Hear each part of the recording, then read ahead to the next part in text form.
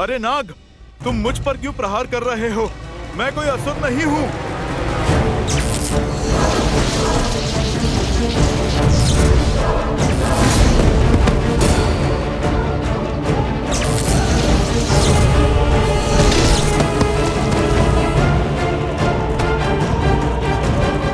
अरे अरे रुको, मेरी बात तो सुनो। मैं प्रभु श्री राम का दास हनुमान हूं।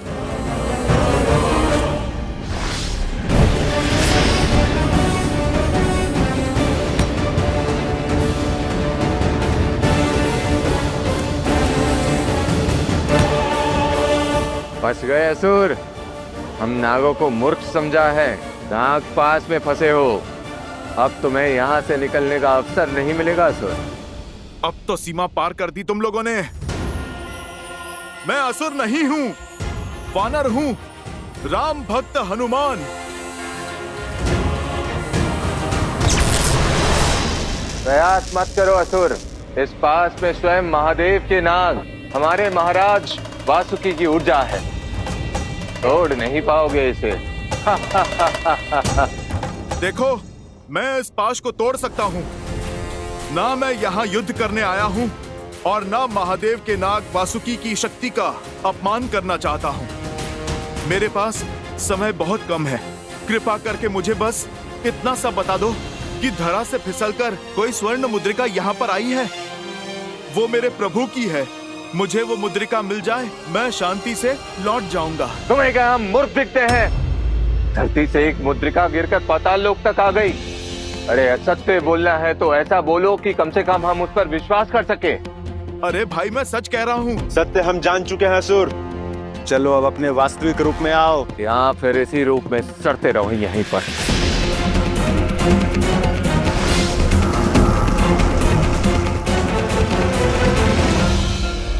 बहुत हुआ। अब तक मैं शांत था क्योंकि तुम लोग सत्य नहीं जानते थे। अब सत्य जानने के पश्चात भी तुम लोग राम काज में बाधा बन रहे हो और ये हनुमान कदापि नहीं सह सकता।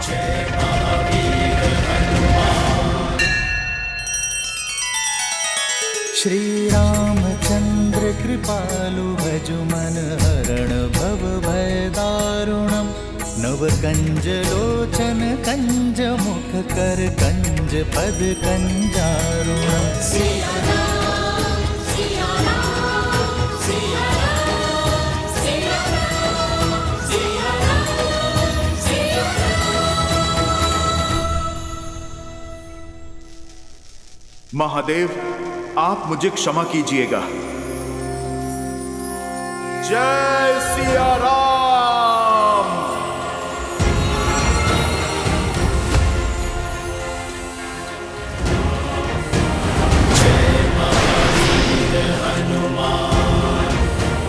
बहुत बातें कर ली, अब तो मुक्कालात हो जाए।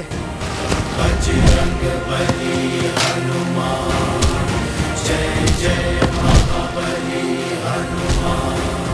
अब इससे बचकर दिखा दुष्ट असुर।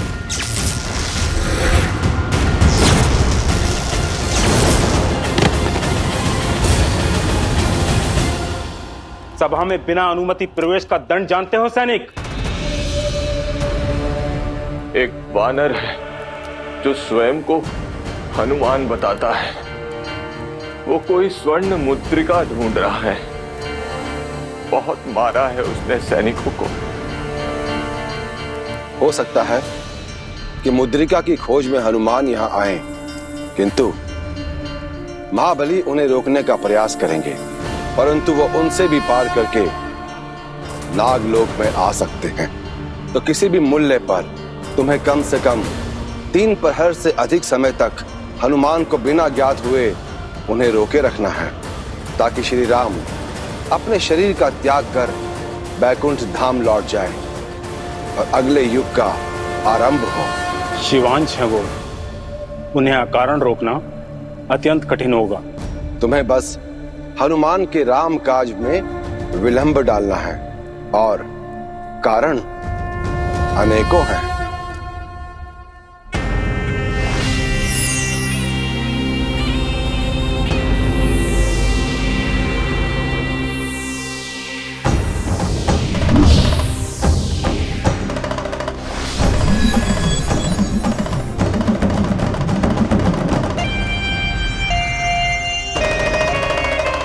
क्या आदेश महाराज वासुकी?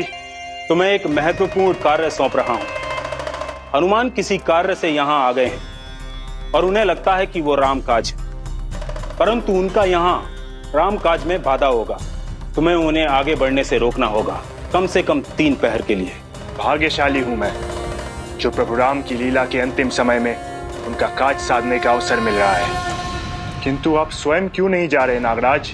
क्योंकि यदि मैं गया तो मैं उनके सम्मोहन में आ जाऊंगा और फिर मैं भगवान महादेव का सेवक हूं। स्वयं महादेव के अंश के साथ लड़ नहीं सकता। तो आज्ञा दीजिए नागराज।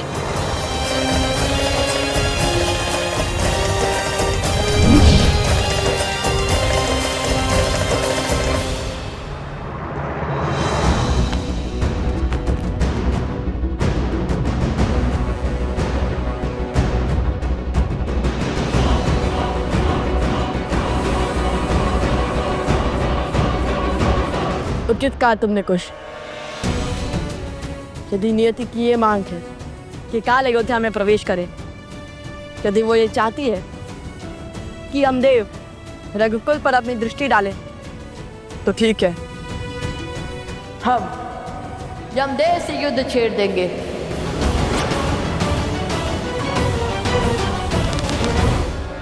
भैया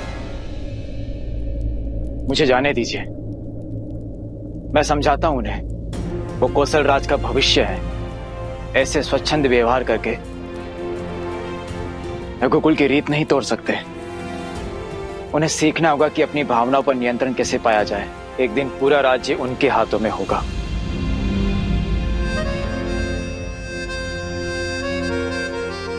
मैं तुम्हारी चिंता समझता हूं भरत, और लव कुश का भाव भी, किंतु इस क्षण मेरे पुत्र लव कुश कौशल के कुमार नहीं है। वो राम के पुत्र है, और केवल लव कुश ही नहीं, मेरा हनुमान भी इसी भावनात्मक युद्ध में फंसा हुआ है। क्या लगता है तुम्हें भरत? हनुमान ये नहीं जानता कि नियति अमर है, कि चाहे वो अपनी जितनी ही शक्तियां क्यों ना बटोर ले, नियति के पार नहीं जा सकता। और अब मेरे लव कुश सदा अपनी मर्यादा में रहे, तो आज उन्होंने अपनी सीमा क्यों तोड़ी? आज ही क्यों भरत? स्मरण है मुझे, जब मुझे वनवास जाना था तब तुम कितने भावुक हो गए थे। रघुकुल की रीति तोड़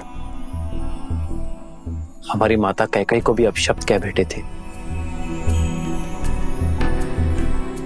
भैया हनुमान भी नियति से लड़ना चाहते हैं। लव कुश आपका अंश होने के बाद भी, हनुमान के महादेव का अंश होके भी नियति नहीं बदल सकते। नहीं भरत, न लव कुश, न हनुमान और न ही स्वयं में नियति को कोई नहीं बदल सकता।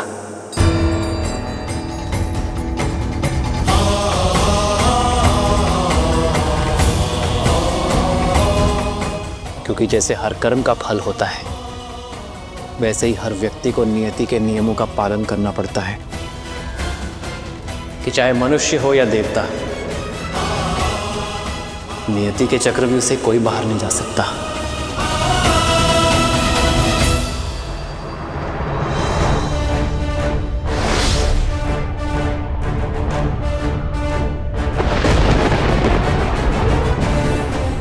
इस बाण का लक्ष्य स्वयं यमदेव।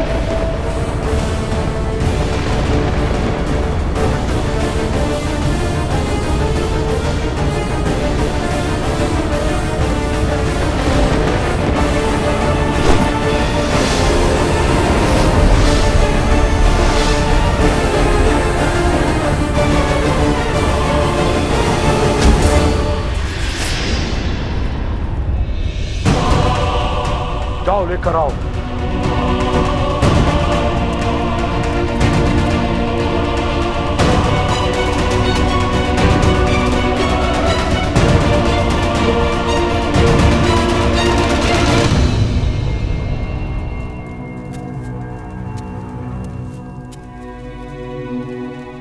अयोध्या के आकाश में आपके पग क्या परछाई भी नहीं पड़नी चाहिए कालदेव,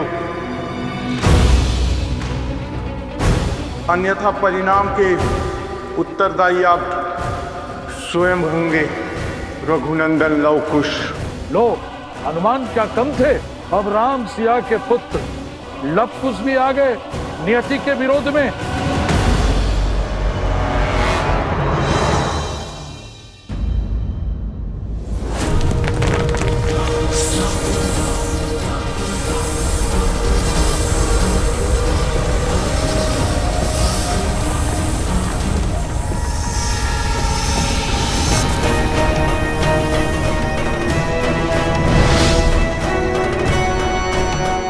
प्रणाम स्वीकार करें महाबली हनुमान, मैं आपका भक्त हूं। आपके पुत्र मकरध्वज से आपकी शौर्य गाथा सुनता आया हूं। मुझे आशीर्वाद दें हनुमान जी। चलो, मुझे किसी ने तो पहचाना, अन्यथा सब मुझे असुर ही समझ रहे थे अब तक। आयुष्मान भव। अब पुत्र मार्ग छोड़ो, मुझे प्रभु श्री राम का काज पूर्ण करना है। प्रभु की मुद्रिका ढूंढनी है मुझे। क्षमा करे बजरंगबली, पर मैं ये नहीं कर सकता। और आपने मुझे आयुष्मान भव का आशीर्वाद दिया है, इसी कारण आप मुझ पर आक्रमण भी नहीं कर सकते। ज्ञान और बल दोनों से संपन्न लगते हो मुझे, तब भी तुम मुझसे संघर्ष चाहते हो। कोई लाभ नहीं। आपका ही भक्त हूं। आप अपने स्वामी का काज नहीं छोड़ेंगे और मैं अपने स्वामी के आदेश से पीछे नहीं हटूंगा। लौट जाइए। और मैं केवल आगे बढ़ सकता हूँ, मैंने लौटने का विचार कभी नहीं किया। तो फिर मुझे आपको रोकना ही होगा।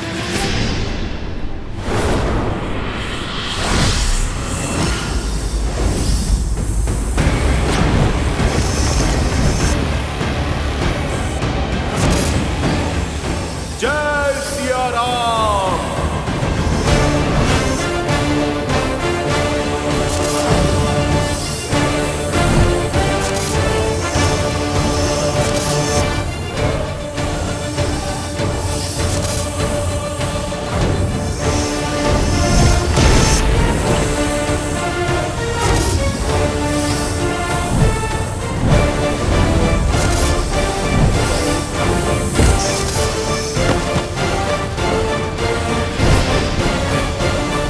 जय सिया राम।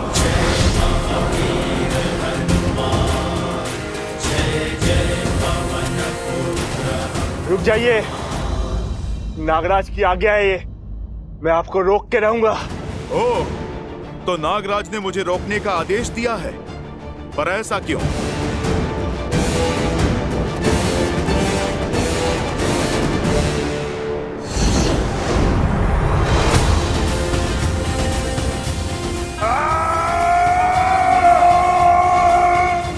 मैंने आयुष्मान होने का आशीर्वाद दिया है, पीड़ा देने का नहीं। मैं तुम्हें मारूंगा नहीं, पर छोड़ूंगा भी नहीं। अब तुम मुझे बता भी दो कि क्यों रोकना चाहते हैं नागराज मुझे? वो आपको 3 प्रहर रोकना चाहते हैं, आपका समय व्यर्थ करने के लिए।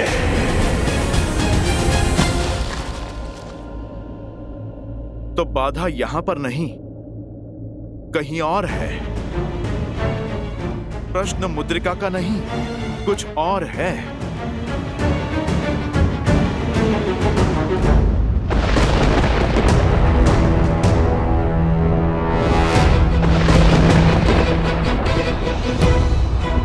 देव का कोई उत्तर नहीं आया है अभी तक।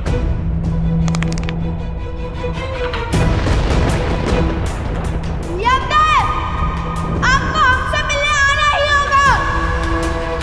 यदि आप नहीं आएंगे तो आपको यहाँ बुलाने का एक मार्ग और है मेरे पास। मैं यहाँ से कूद जाऊंगा, फिर आपको मेरी आत्मा लेने आना ही होगा।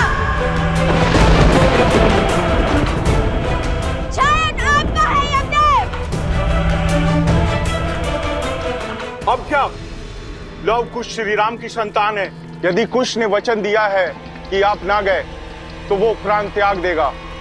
अर्थात मनुष्य समझता है कि सब कुछ उसके हाथों में है, परंतु नियति के नियम कभी नहीं बदलते कालपुरुष।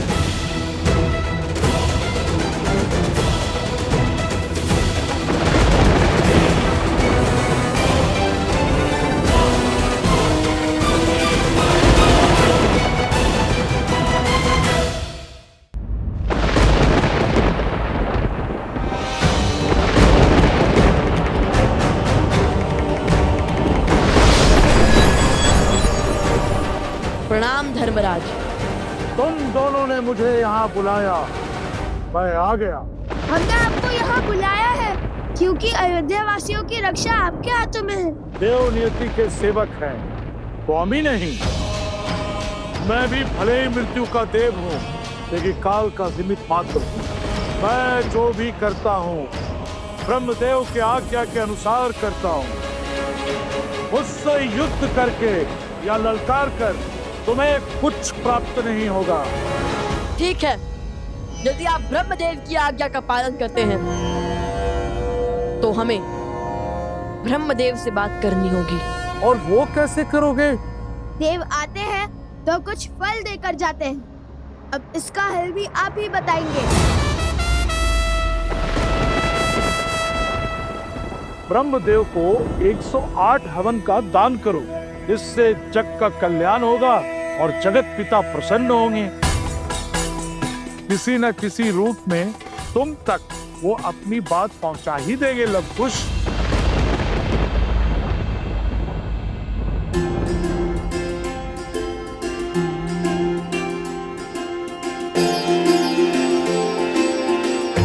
यदि हमने कोई उद्दंडता की हो तो क्षमा कर दीजिए। हमारा मार्गदर्शन करने के लिए धन्यवाद। रघुकुल की जय हो और श्री राम और उनके वंशजों की सदैव जय हो।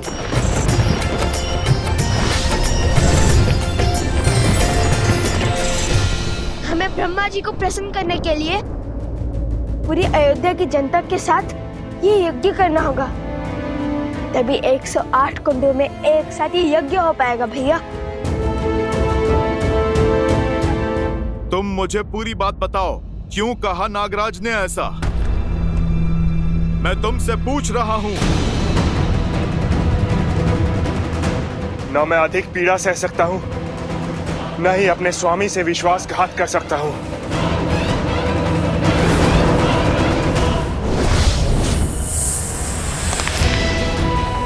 तुम्हारे पास मेरे प्रश्न का उत्तर नहीं है तो मेरे यहां रुकने का कोई कारण नहीं है।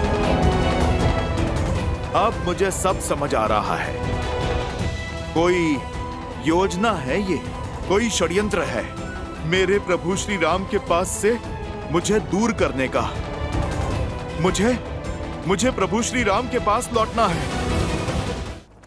आप दोनों की भक्ति और तप बल को हम सब मानते, पर श्री राम का निर्णय हमारी नियति है। भला हम उनके विरोध में कैसे जा सकते? क्या ये धर्म होगा? जब एक राजा अपनी प्रजा की सुरक्षा ना कर पाए तो वो अधर्मी कहलाता है। यदि प्रजा भी अपनी राजा की सुरक्षा ना कर पाए तब क्या वो अधर्म नहीं है?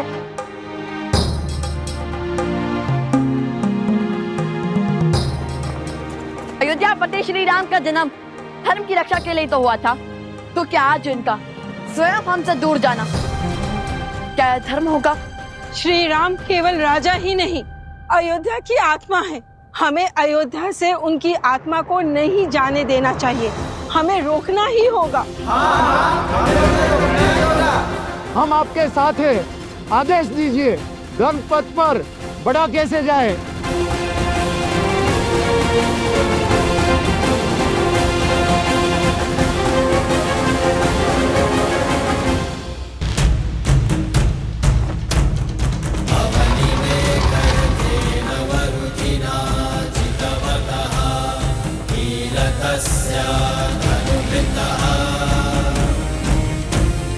विजय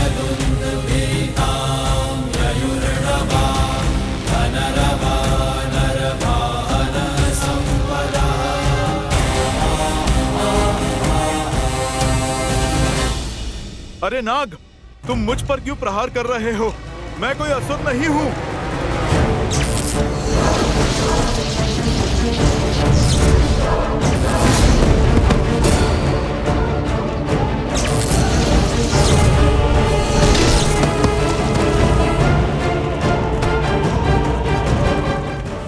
अरे रुको, मेरी बात तो सुनो। मैं प्रभु श्री राम का दास हनुमान हूँ।